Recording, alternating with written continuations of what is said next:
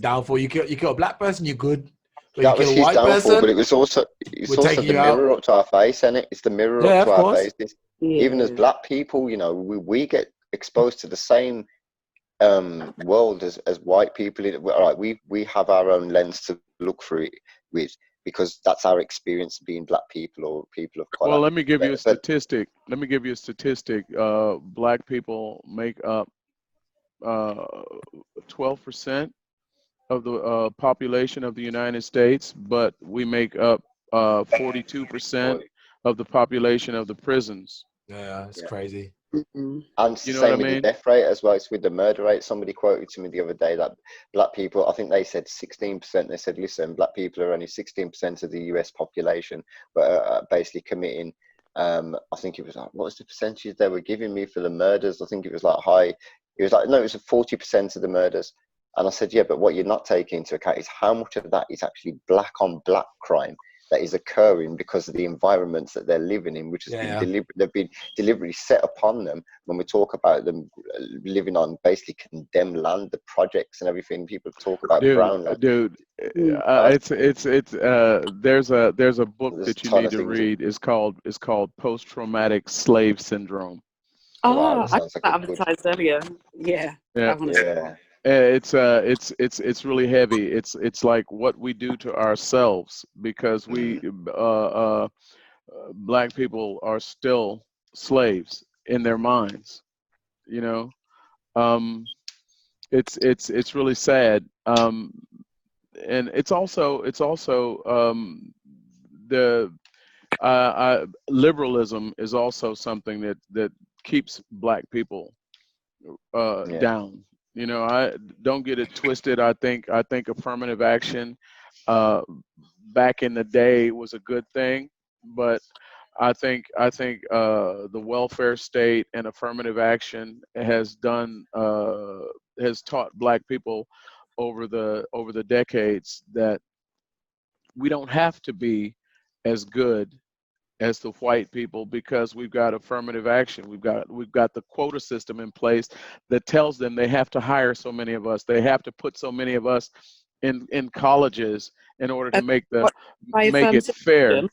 Sorry, Huh? but is that what you mean by affirmative action? Is that what we call positive discrimination? As in affirmative action is where they have scholarships that they give out that are reserved for minorities. Yeah. You know, and it's like, even if you're not qualified for a job, right, there are certain companies that will hire a black person over an equally qualified white person because they need to have so many blacks in their company. Yeah. You know, because otherwise they're in violation of the law. Yeah, You know? I was hearing that they were trying to do this for Oxford University or Cambridge, or maybe both, maybe the two conglomerates together.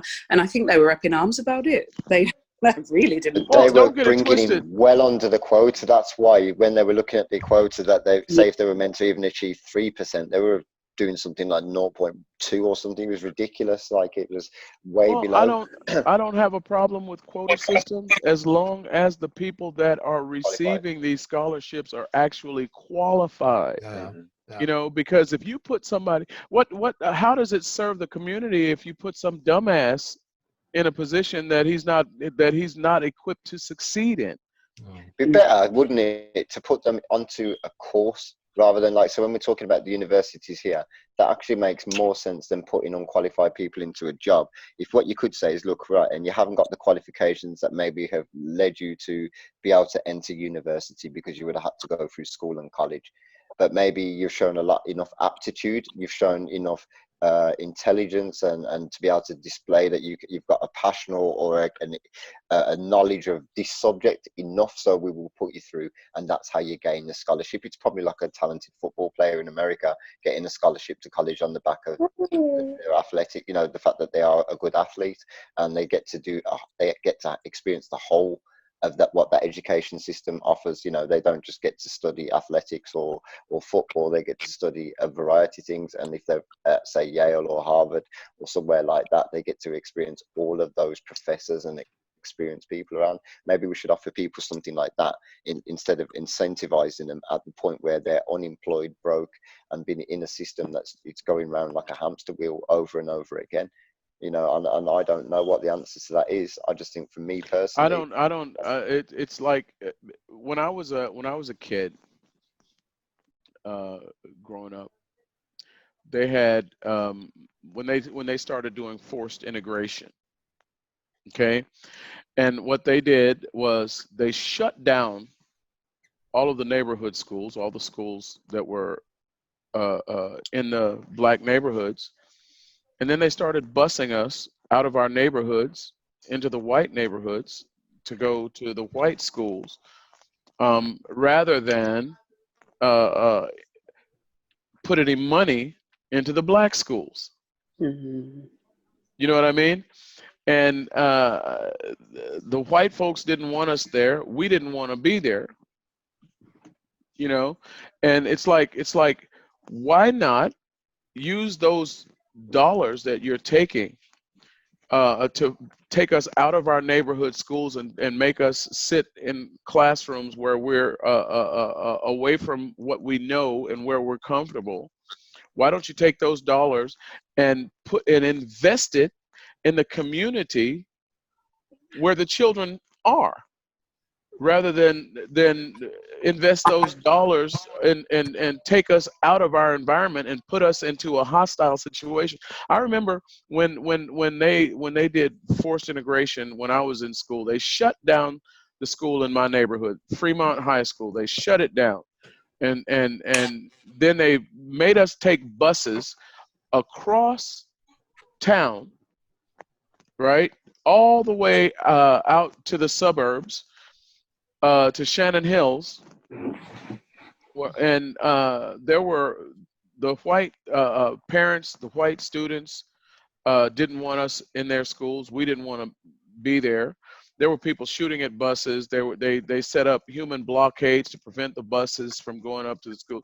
They had to have the sheriffs had to deploy officers, armed officers, so we could go to school in a place where we didn't want to be. And then we got to school and all the white students walked out. Okay, and then it's like the only way a black kid, when I was young, when I was small, the only way a black kid could get into a good college was if he was a great athlete, Yeah. or but if you were in the South, you could forget it anyway because the schools were segregated. What did George Wallace say? Segregation now, segregation forever. You know, Really? he That's what it said. said. That's what he said. He, as a matter of fact, he stood in the doors of the University of Alabama to prevent, even though he was ordered by the federal government to integrate the schools. He stood with the sheriffs and the police.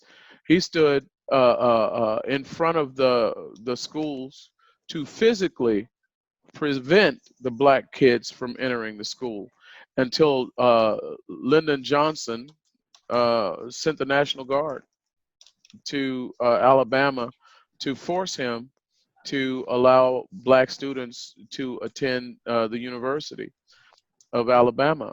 And these are schools that are receiving federal funding.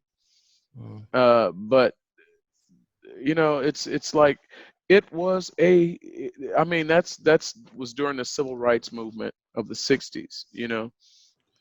Yeah. It was crazy, man. And here we are in 2020, and we're I can't believe we're still having these discussions. Come full circle, innit? That's where we are now. Back full You know, circle. it's absolutely ridiculous. That, I mean, I remember being 11 and 12 years old, you know, and we were talking about this shit. And now here I am, 50 years later talking about the same shit. What I wanted to ask is, you know, I just wanted to go back to what I was saying about the police force. So we had the Black Panthers, and that was like a security for the black people to make sure black people were protected against, obviously, the oppressors. Wouldn't that be a thing again to start? Couldn't we get, because look at the military we have as black people or African Americans. We have so many ex-military who could probably take up this job. What is the problem? Is it funding? Is it provocation? Well, they'll do the same thing they did. They'll do the same thing. They'll do the same thing that they did with Black Lives Matter. Black Lives Matter has been labeled a terrorist organization. Really? Absolutely.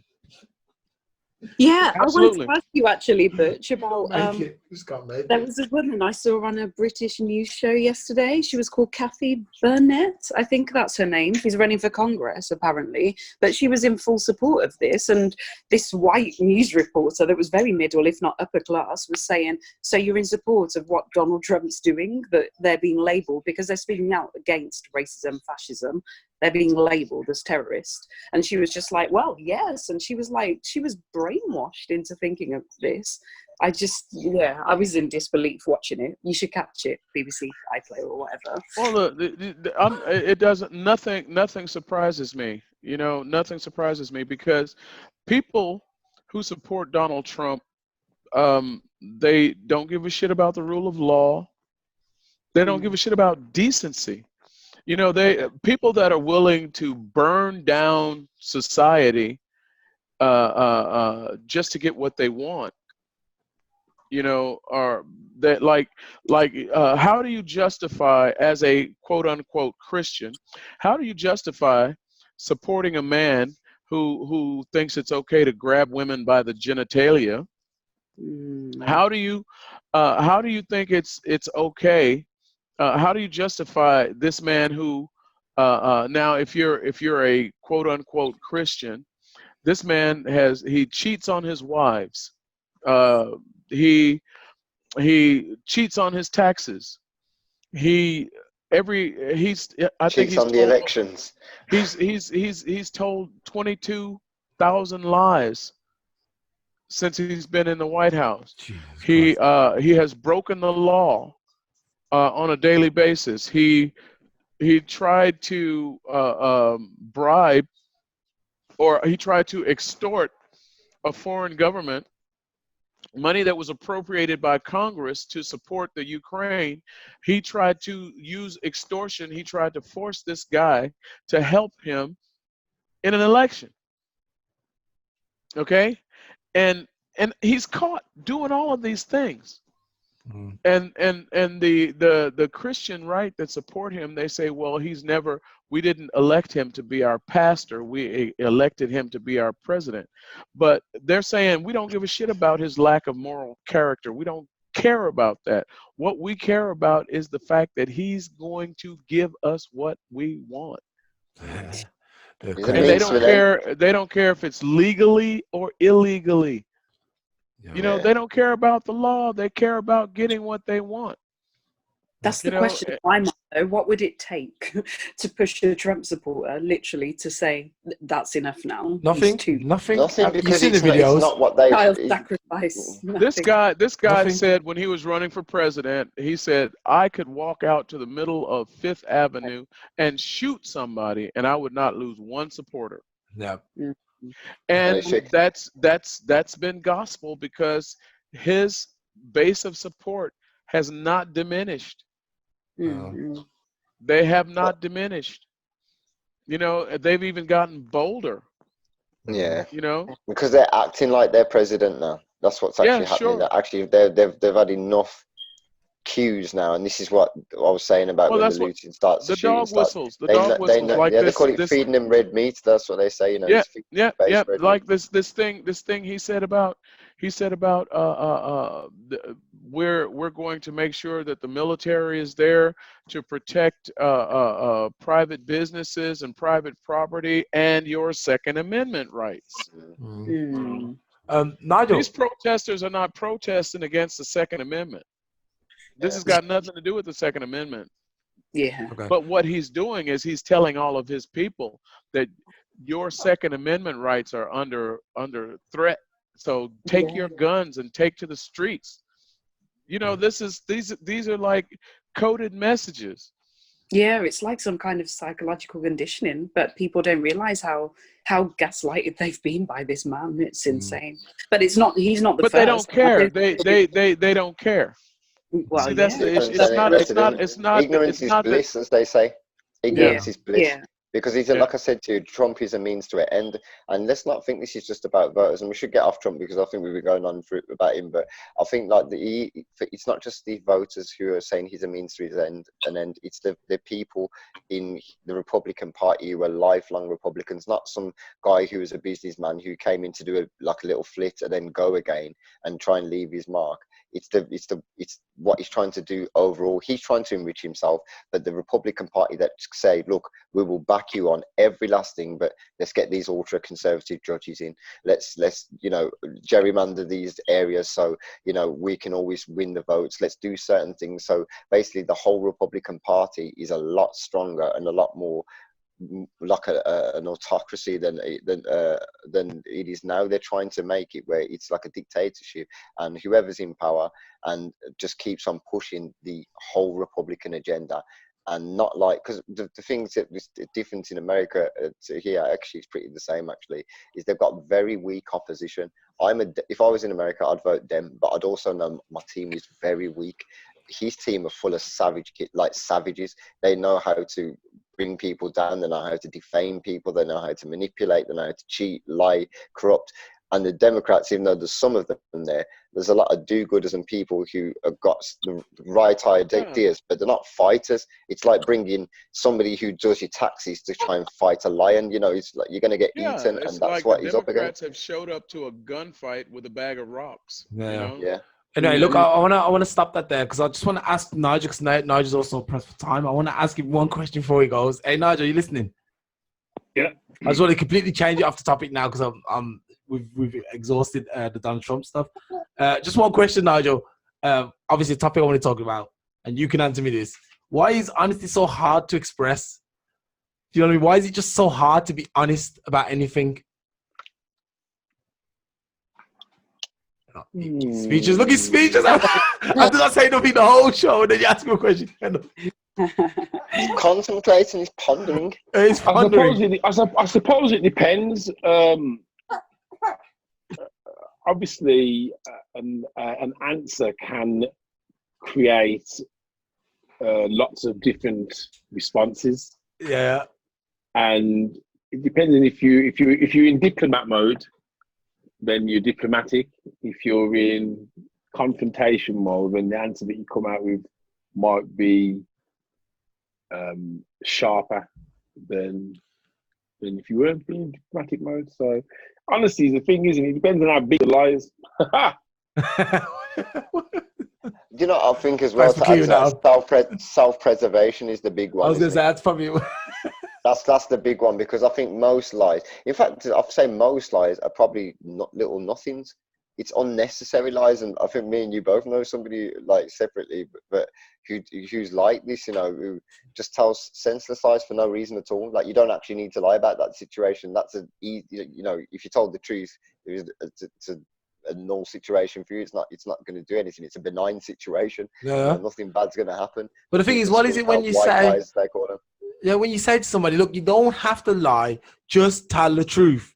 Why is it so hard? Why is it? Yeah, that's it. Some easy, basic, just say what you got to say. I'm not going to be hurt. I'm not going to, just tell the truth. And if people still insist on, actually it's better just to say, I didn't do it. Even if you know. For me, it's either the consequence. Oh, sorry, Butch. No, go for it. Go for it. Ladies first. Thank you. I was just going to say it's either the consequence or the conditioning that puts people off. So if it's the consequence that I know how that person is, I know they're going to flip out, and it's easier to just keep quiet about this, then there you go. Yeah, the same point. But the conditioning, sometimes for people, if the consequence becomes conditioning, because if in their household as a child and growing up, they've had people that have flipped out with anger or things, it's just been bullied out of them, essentially, rather than conditioned out of them to speak the truth, then they're probably not going to want to just easily open up, even if they're in a safe place when they're older. So then it just becomes a lifelong habit, unless it's unpicked and they relearn how to be honest. Well, for me personally, it depends on who I'm talking to. Okay, because like I'll give you an example. My girl right now, I can tell her anything. It's a good place Okay, to be. but I was in a relationship. I was actually in two different relationships where over the years it's like you learn, okay, there's some people that you just cannot, they can't handle the truth. Yeah. And you have, and after you've had so many nights of arguing till 4 or 5 o'clock in the fucking morning, you know, and you just decide, well, I'm gonna tell her what she wants to hear, you know, that way I can get some sleep. But then later, when you caught later though, when she finds that you're telling a lie, you just cashed in another 5 hours of arguing. In some situations, she don't Could care be in the day. if you're lying. It could be in the day. She don't care if you're lying. That's true. As long as she gets to hear what she wants to hear, you know. But then I'm you out get of to the here, point, guys. I gotta go. I gotta get to the shop before it shuts. All right, man. With y'all later. hey man, peace. Be safe. Take your mask. But but now it's like, and I found myself once even in a relationship with a good woman, your knee-jerk reaction is when she asks you a question, you go, and then you say, oh wait, I can tell her because she's normal. She's not out of her fucking mind. You know, it's like it's I'm joking. no, it's you get into the habit, man. It's like you get into the habit of lying because it's a matter of self-preservation. Yeah, easy way out. You know.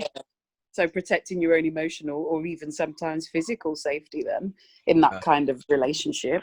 Or you just don't want your kids to listen to arguing all the fucking time. Yeah. You know, and you know, unfortunately, man, that's the way it is sometimes. It's easier. Or like you have somebody like that just can't handle the truth. Like they'll ask you a dumbass question. Hey, do I look fat in this dress? The classic. You're like, no, every baby, man you look knows the great. answer to that. Yeah, every man knows the answer to that. Every man. fine, you look fine. There is that classic song. Do you want the You look. Oh, they look fat in. Actually, I'm actually the more. Which one do you want? I'm actually the more. Which version do you want? Do you want me to say the truth, or do you want me to say the lie? And I'll ask that. But then she already knows the truth, and you can't say that. Yeah, well, that's the thing, because I don't mind telling the truth. I don't mind telling the truth. Lie and say, "No, you look fat." Yeah, because I'm wondering what she wants to hear. You know, I'm being considerate. I'm like, do you want to hear the truth or a lie? Yeah, but once you give her the choice, the answer's already been. But you do look. Yeah. Yeah. It's like I generally believe that honesty is the best policy. However, sometimes honesty can be brutal, and sometimes you wanna protect somebody's feelings, you know. But generally speaking, honesty is the best policy. But you have to realize who you're talking to. Sometimes it's better to just say, I don't want to answer that question. Yeah. You know. And I think you have to consider your own mood and your own spirit at the time, because I think there's probably days, if I was with friends that, like you said about dresses and what they're wearing and stuff, there might be days I'd be diplomatic and, oh yeah, okay, you could do something else. And then there might be other days where I might be feeling tired, stressed, whatever, that I would, that honesty wouldn't come nicely. Rude to honesty, you get nice. Yeah, so you sometimes you have to throw fastballs though. Sometimes you got to throw fastballs, hit them right between the eyes with the truth. You know, you know, and yeah, I mean, sometimes you got to do them a favor. It's like, hey, don't wear that. Yeah. Don't do that. Or even better, you wearing that? Yeah. It's like, do you really need that extra donut? Do you? Extra donut. You know what I mean? That would be in your head. Yeah. We don't say that. We don't say that. Gentlemen don't say that. Need that extra donut. We're like, eat up, love. Eat up. Eat up. Eat up. Yeah.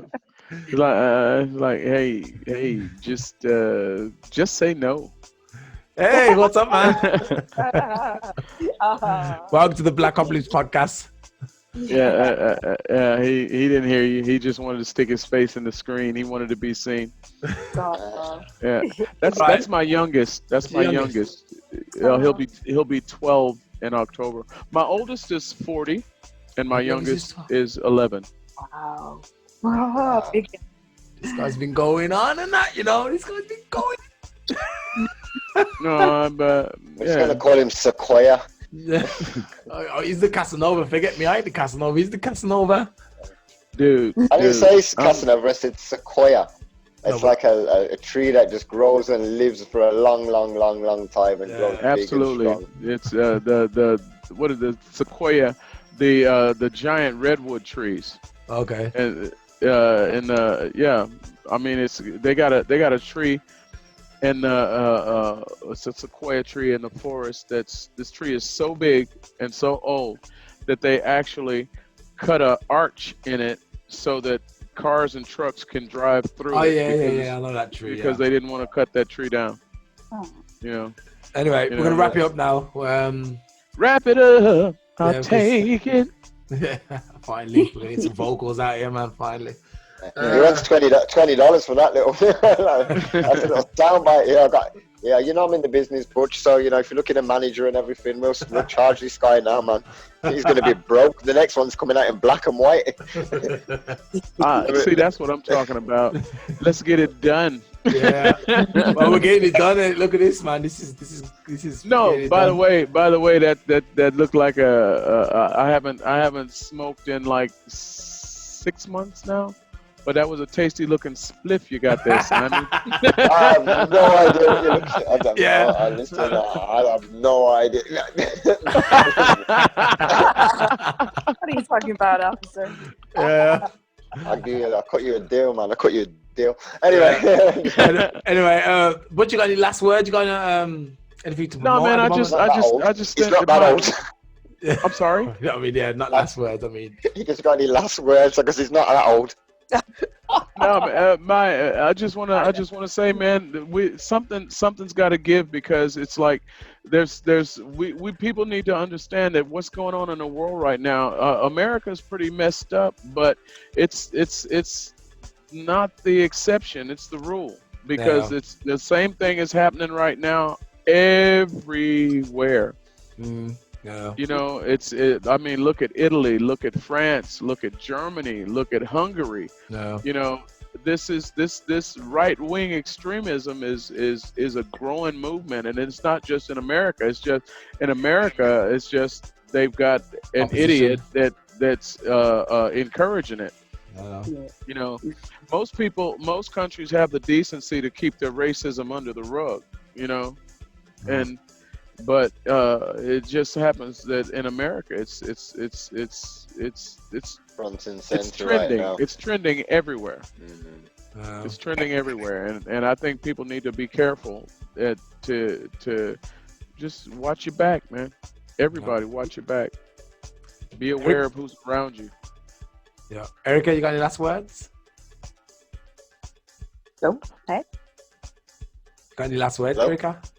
Can you hear me? Oh, you didn't. Sorry, it broke up a little bit there. Oh, sorry. Sorry, with baby pulling my hair as well. I was wondering, that's your baby I'm hearing, right? Yeah. She's fine enough now. It's only been 2 hours.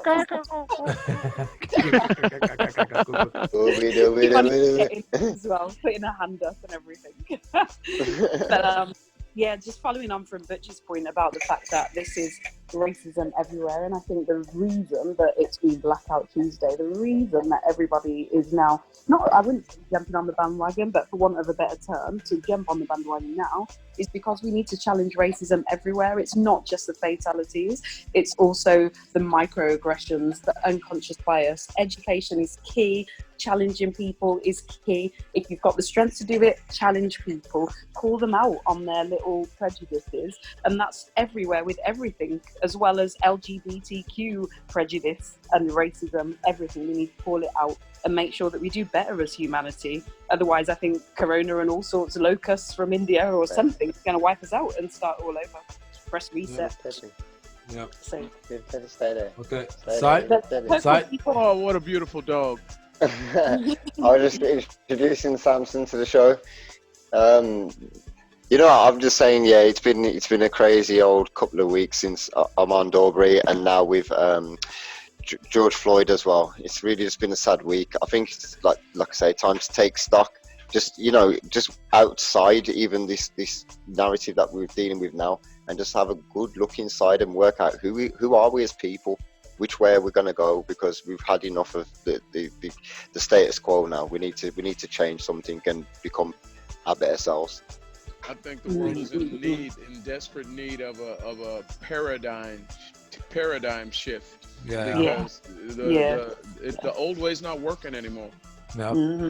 I'm just gonna go out with this tweet. A woman wrote called, I don't know, Lornick. And she said, I could say 1,000,000 times, I am ashamed to be white. I will always defend Black Lives Matter. Black Lives Matter Germany. If I can help in any way, please let me know. I wrote, as long as you make it clear to someone when they are being racist that they shouldn't be racist, you have no reason to be ashamed of who you are. Shoulders of justice are needed in this fight, white, black, and everybody else. Amen. That's what I wrote. Guys, we'll see you next week. Remember, if you like the podcast, pass it on. Butch, I always share it in your line. You can share it yourself. Yep. Sorry, you know the drill. 1 in a million, Erica. Guys, I'll see you guys next week, man. Peace out. Not forget Nigel. Oh yeah, Nigel. Yeah, Nigel. Nigel and his wigs. Sorry, yeah, Nigel. Love sale, hate selling. Go and look him up. I'm sure he would have something to promote, but he was in a hurry today. So we'll see him next week. Guys, peace out, man. We'll be doing an online class or something. See you later. Yeah, you can dance out to the tune or you can log off. We're going in, man. You're on fire.